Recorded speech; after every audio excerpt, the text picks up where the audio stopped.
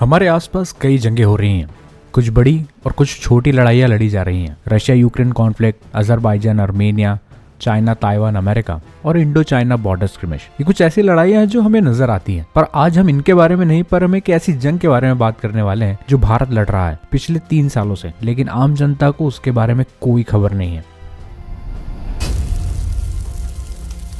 Hello guys, this is Elitepredators and today we're gonna talk about cyber warfare against India. In 2019, Bharat और China की troops की लद्दाख में झड़प होना शुरू हो जाती है, लेकिन क्योंकि भारत की आर्मी बहुत स्ट्रॉन्ग है as compare to the ill trained and ill experience Chinese army, तो वो इन फाइट्स को डोमिनेट कर रही थी। फिर चाइना ने दूसरे तरीके से भारत को हराने का प्लान किया। हमारे दोनों ही बड़े दुश्मनों की ये पुरानी टैक्टिक है कि जब ये आमने सामने की लड़ाई में पीट दिए जाते हैं तो फिर ये पीछे से वार करते हैं। चाइनीज ने भी कुछ इसी तरह रिस्पॉन्ड किया। जब इंडिया लगातार क्लैशेस डोमिनेट कर रहा था और अपने इंफ्रास्ट्रक्चर डेवलप कर रहा था एलएसी पे, तो चाइनीज ने प्लान किया इंडिया के क्रिटिकल इंफ्रास्ट्रक्चर को टारगेट करने का, पर एक नए और काफी फेमस डोमेन ऑफ वॉरफेयर में, cyber warfare. Chinese critical India infrastructure को कंटिन्यूअसली टारगेट कर रहे थे, लेकिन ये बिल्कुल भी रैंडम अटैक्स नहीं थे जैसा कि इंडियन हैकर्स करते हैं ऑन पाकिस्तान इंडिपेंडेंस डे, उनकी वेबसाइट पे इंडिया का फ्लैग लगा देना, या कभी कभी in response to the Pakistani attacks. पर चाइनीज के मामले में पैटर्न साफ देखा जा सकता है कि वो ये सिर्फ बदला लेने के लिए कर रहे थे, क्योंकि वो हर एक फिजिकल बैटल हार रहे थे इंडियन आर्मी से।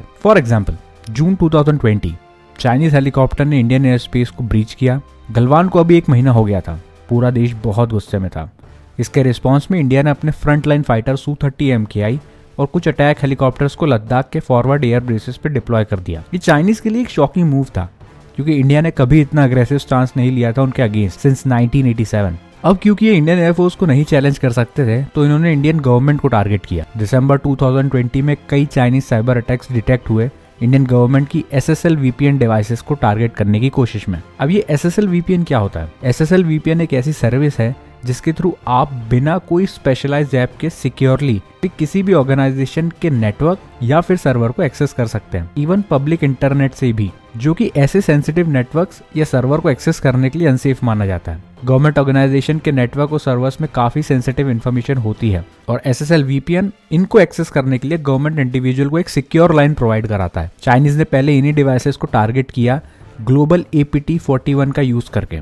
अब ये APT41 क्या है? APT41 या डबल ड्रैगन एक हैकिंग ऑर्गेनाइजेशन है जो एलिजिडली चाइनीज इंटेलिजेंस के लिए काम करता है। इसके जैसे और भी ग्रुप्स हैं, जैसे red echo, red delta, red foxtrot, tech 28, tech 26 और APT10, जो एलिजिडली चाइनीज गवर्नमेंट के लिए साइबर अटैक एग्जीक्यूट करते हैं। नेक्स्ट बड़ा अटैक ऑब्जर्व किया जाता है मार्च 2021 में, जो होता है मुंबई पावर ग्रिड पे, और कुछ देर के लिए मुंबई के कुछ इलाकों में बिजली काट दी जाती है। इसके पीछे भी रीजन सेम है, वो हमें LAC पे नहीं हरा, लेकिन इस बार भारत पिछले 40 साल में पहली बार उनकी गर्दन तक पहुंच गया था। मार्च 2021 का अटैक का कनेक्शन है 29 अगस्त 2020 की उस रात से, जब इंडियन सर्वेलेंस ने करीब 300 चाइनीज सोल्जर्स को बहुत तेजी से पेंगोंग सो लेक के पास ब्लैक टॉप पहाड़ी की तरफ बढ़ते देखा। In response Indian special forces ने डबल स्पीड से ब्लैक टॉप के ऊपर चढ़ाई कर दी और वहां चाइनीज से पहले जाके बैठ गए। मैंने इसको बहुत डिटेल में इस वीडियो में समझाया है, आप उसे जाके देख सकते हैं। इंडियन आर्मी ने न केवल उन स्ट्रेटेजिक हाइट्स को चाइनीज के मुंह से खींच के बाहर निकाल लिया, बल्कि वहां पे इंडियन आर्मी की प्रेजेंस चाइना के लद्दाख में सबसे इंपॉर्टेंट मोल्दो गैरिसन पे एक सीधा और सीरियस थ्रेट प्रेजेंट कर रही थी। इस टैक्टिकल एडवांटेज को लेवरेज बना के इंडिया ने चाइनीज को पेंगोंग सो से पीछे हटने पे मजबूर कर दिया। ये चाइनीज के लिए एक ह्यूमिलिएशन था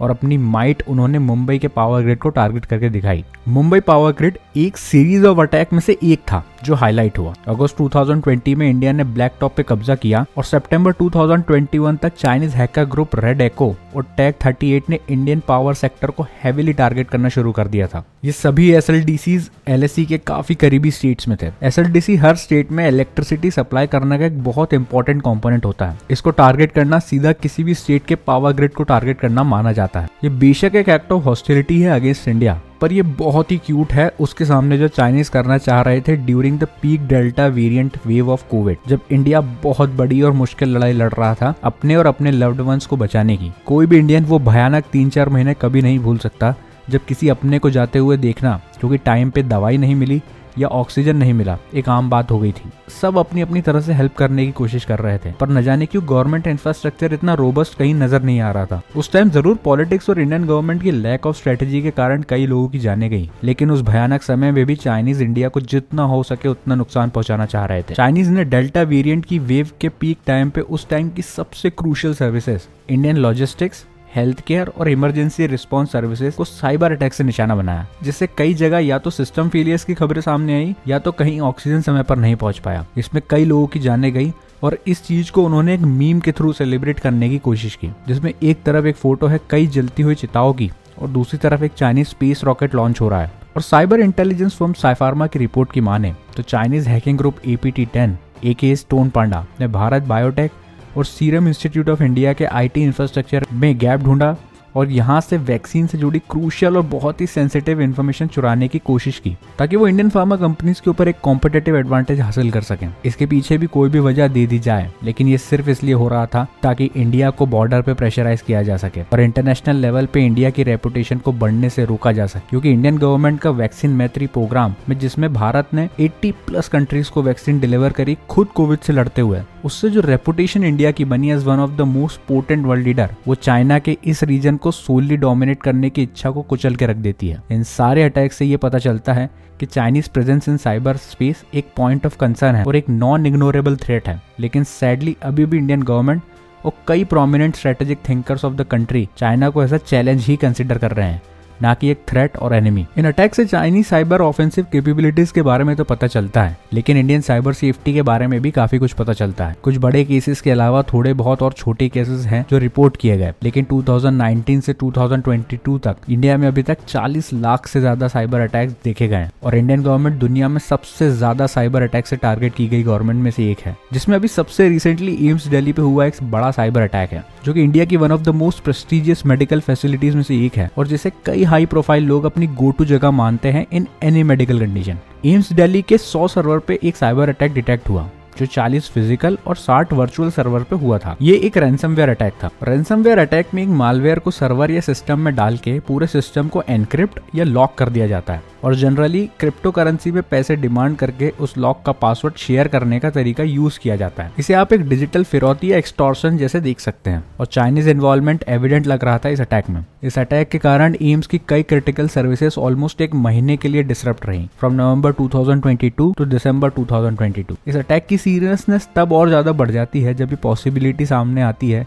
कि अटैकर्स के पास कई पेशेंट की बहुत ही सेंसिटिव मेडिकल इन्फॉर्मेशन हो सकती है। यहाँ इंडिया के कई प्रोमिनेंट पीपल इलाज करवाते हैं। किसी भी कंट्री के पॉलिटिकल फिगर की मेडिकल कंडीशन के सीक्रेट कितने इंपॉर्टेंट होते हैं, इसका अंदाजा आपको ये जान के लग जाएगा कि नॉर्थ कोरिया के लीडर किम जोंग यूंग अगर कहीं फॉरेन ट्रिप पे जाते हैं तो वो अपना टॉयलेट साथ लेके जाते हैं, क्योंकि आप किसी भी पर्सन के वेज से पता लगा सकते हैं कि वो शख्स किसी बीमारी से जूझ रहा है या कोई बीमारी का लक्षण है उसकी बॉडी में या नहीं। और फिर इसी प्रिविलेज इन्फॉर्मेशन को किसी भी नेगोशिएशन में हथियार बनाया जा सकता है या फिर मीडिया में रूमर्स फैलाई जा सकती हैं टू डिस्टेबलाइज द नेशन। और एम्स के केस में तो हम 5 सर्वर कॉम्प्रोमाइज होते देख रहे हैं, मतलब हजारों फाइल्स लीक होना। और चाइनीज इसमें काफी फेमस हैं और वो किसी भी हद तक जा सकते हैं अपने इंटरेस्ट के लिए। ये आपको मेरे हाउ चाइनीज नेगोशिएट वाले वीडियो में इजीली समझ आ जाएगा। एम्स दिल्ली के साइबर अटैक को बहुत सीरियसली लेना बहुत जरूरी है, लेकिन जब हमारे पेमेंट नेटवर्क्स, पावर प्लांट्स, आधार और इवन न्यूक्लियर प्लांट्स पे साइबर अटैक के बाद भी अगर इस टॉपिक पर डिस्कशन नहीं हो रहे, तो हमें एज अ नेशन और as an individual citizen who understand some aspects of national security, तो हमारी अप्रोच पे सोचने की बहुत ज्यादा जरूरत है।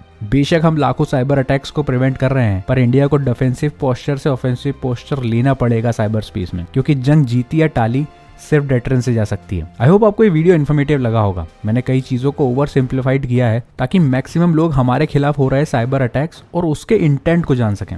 मैं आपके थॉट्स, लर्निंग्स या डिस्कशंस का कमेंट्स में वेट करूंगा। Till then, like this video, share in your WhatsApp group to make people aware and government more accountable, and please subscribe to Elitepredators. I will see you in the next one. Till then, Jai Hind. Elitepredators out.